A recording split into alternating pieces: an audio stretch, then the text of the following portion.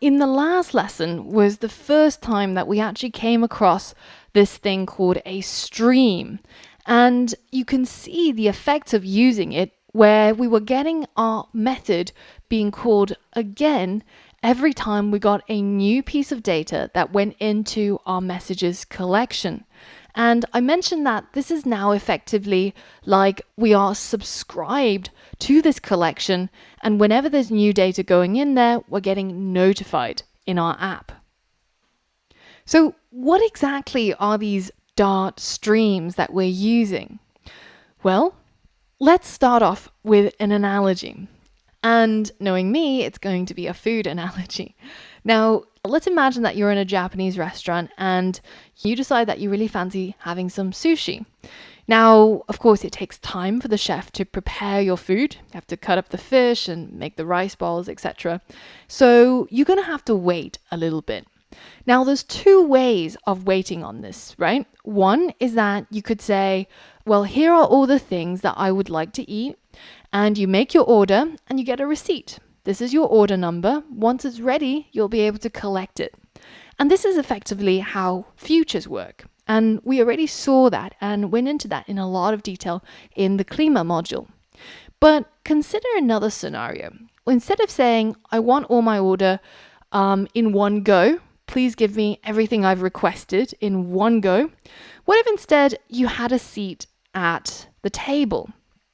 So let's imagine you're in a conveyor belt sushi shop and the chef will make these dishes, and as he makes them, they get sent down the conveyor belt, and you sitting somewhere downstream of the conveyor belt will be able to pick up these pieces of sushi as he's making it. This is kind of more like a stream now, because again, there is an event which you're waiting for, namely the chef having to finish preparing the sushi, but he's sending those bits of sushi out as soon as he's finished preparing with it. So by subscribing to this stream or by sitting down at this conveyor belt sushi table, you're essentially able to get the pieces of data as they come in and as they get added to the stream. So this way, there is still an event that you're waiting on, dependent on how long it takes for the chef to make the sushi. But instead of getting everything in one go and waiting for that final order to take home, well, here you're kind of just getting it as it comes through. So that's how our messages have been coming through. We're subscribing to a stream of messages. And that code lives inside the snapshots method. When we have a look inside the definition for that method, you can see that they're creating a method which returns a stream of query snapshots.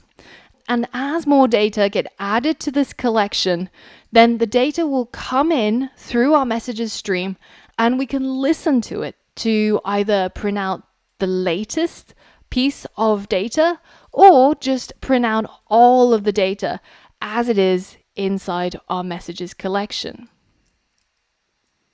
Now, another way of thinking about this is if you thought of this as maybe a 2x2 matrix, right? So let's say that we have things that are already available. So things like your normal objects, your ints, your doubles, your strings, and then there are things which you need to wait for.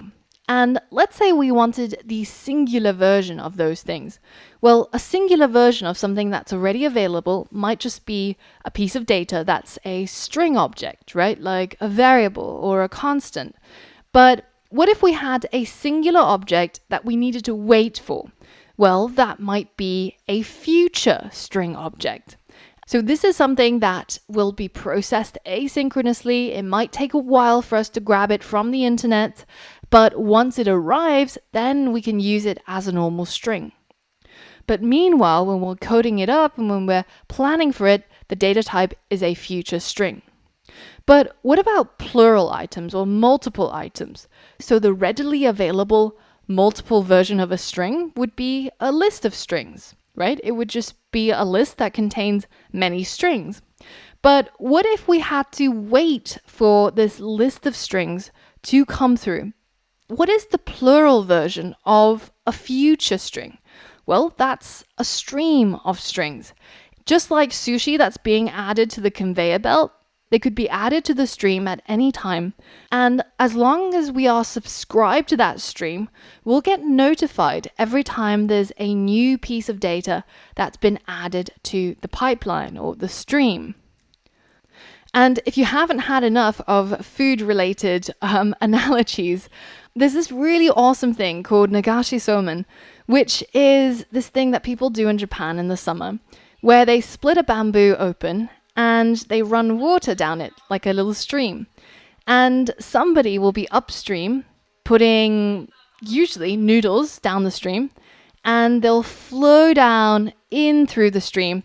And people who have subscribed to the stream, well, they can catch the noodle as it flows down and add it to their bowl. So they're effectively using a stream and listening to the data that's coming through. Now, you don't know how regularly the data is going to come through, right? It could be every second, it could be 1 second, and then maybe 5 minutes later. But as long as you're subscribed, you're going to get notified of when data is coming through. So similarly over here, we know that the rate at which users will type messages is kind of irregular, right? Maybe I'll message my mom today, but then I won't message her like for a month. Well, it doesn't make sense to keep pulling the data by using something like get documents, because then you would have to maybe put it on a timer. Maybe we would have to check, are there messages now? Are there messages? Are there messages? And you would probably have to do that every second or every fraction of a second, which is really, really intensive. But instead, if we had a stream, then we would basically just be notified as soon as there's new data. And then we can process the data, namely by adding it into our app. So I hope that clears up streams a little bit more, or at least tells you a little bit more about what's going on over here. And once you're done messing around with the code, head over to the next lesson where we're going to talk about how we can turn our stream of data into actual widgets that we can display on screen.